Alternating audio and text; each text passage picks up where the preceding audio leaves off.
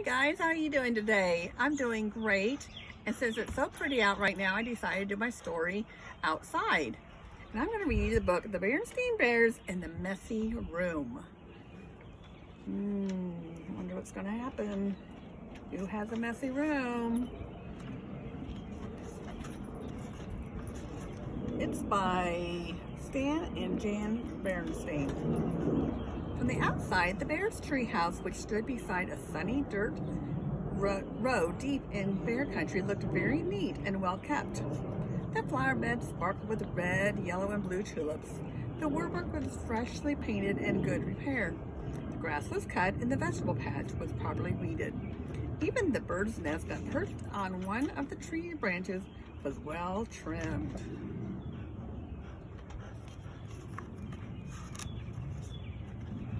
The inside of the Bears' treehouse was neat and clean too.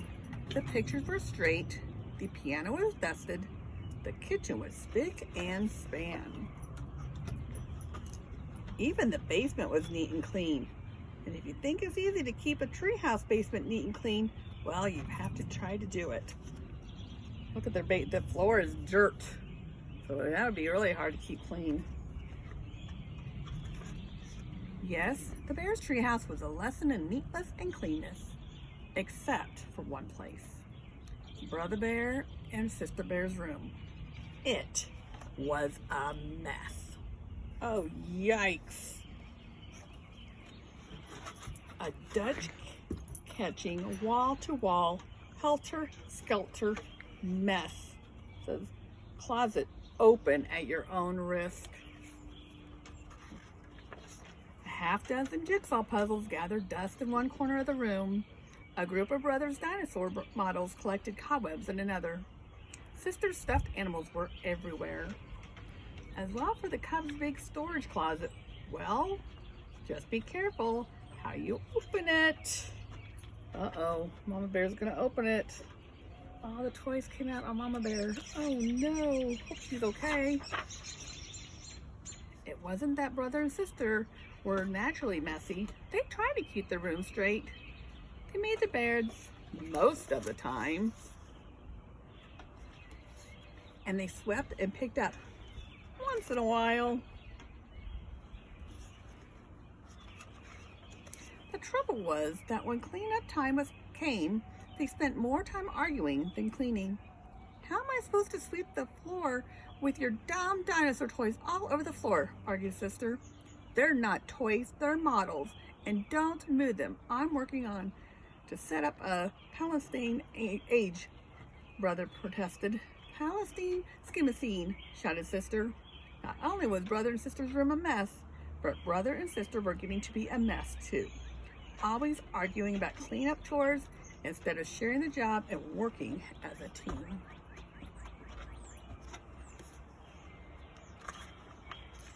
Well, what usually happens was that while the cubs argued about whose turn it was to do what, Mama took the broom and did the sweeping herself. And she often did the picking up too. That was the worst part, the picking up and the putting away.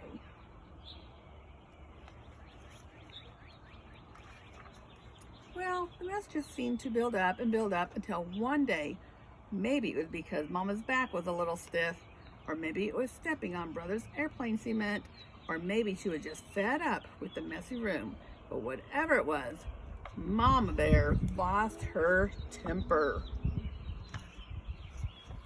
She stormed into the cub's room with a big box. Ooh, I wonder what that's for. The first thing we have to do is get rid of all this junk, she said. Junk? Said Brother and Sister, watching in horror as Mom began throwing things into the box. My teddy isn't junk, screamed Sister. My bear's nest collection isn't junk, yelled Brother at the top of his lungs. Oh, they're just throwing all their toys in the box. The screaming and yelling got so loud that it reached Papa, who was in his workshop putting the finishing touches on a batch of chairs that had been ordered by one of his customers. He couldn't imagine what was wrong. He hurried up the stairs and looked into the messy, noisy room. It didn't take take a deep thinker to figure out what was going on.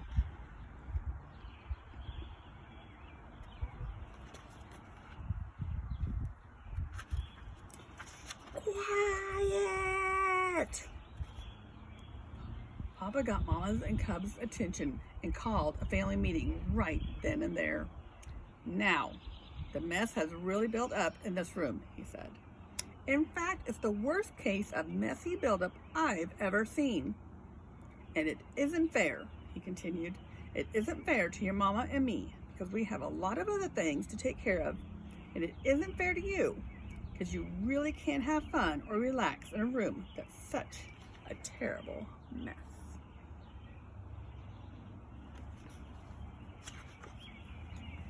But Mama is putting all the things into that box, even my teddy, said Sister. And my things too, cried Brother. Then Papa got an idea. A box, yes, he said. Better yet, a lot of different kinds of boxes. A big toy box for your larger toys. I could make one for you in my shop, and some smaller boxes for your collections and models. And how about one of those boards with holes and pegs to hang things on? Asked Sister. A pegboard, said Papa. Great idea. All this room needs is a little organization. A little organization and a few rules, added Mama. Rules about more sweeping and less arguing and not leaving those together. Dust and cobwebs. Still doesn't look very happy.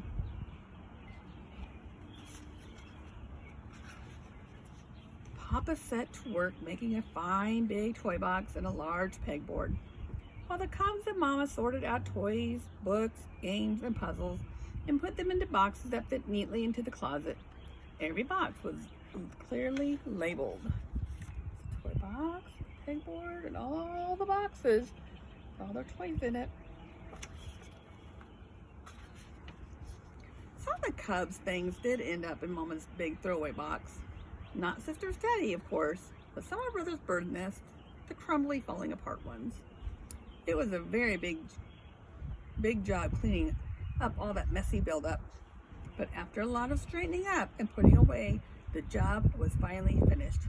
Wow, said Brother. That was quite a job, but it was worth it. It looks like a whole new room, said Sister. The Cubs were right. Oh, check out the room now.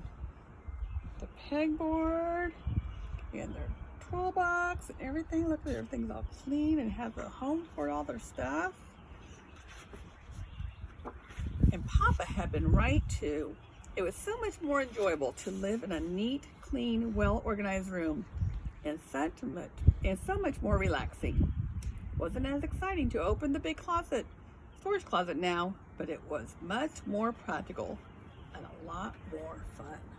Even their storage, look at all that nice closet. I know I'm going to be doing that too. Maybe I'll take some time and clean my closet up and in my room. Hope you guys had a great time listening to my story. Miss you. Talk to you soon.